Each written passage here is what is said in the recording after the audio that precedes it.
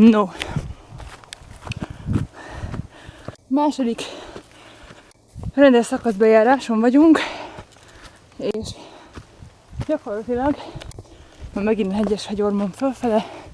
Tegnap Királyrét és Nagybörzsöny közti 41-es etapot megcsináltam.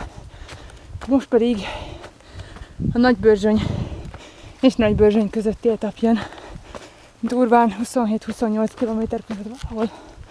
Úgyhogy ez majd igazi jó kis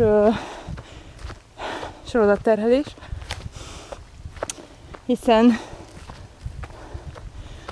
a 40-es után most majdnem egy közel 30-as etap, viszonylag jól modellezi a nem teljesen kipihent állapotban lévő haladást. Úgyhogy nem rossz.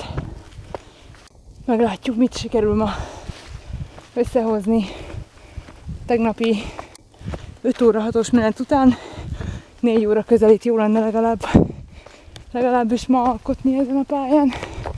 Szóval meglátjuk, mit sikerül.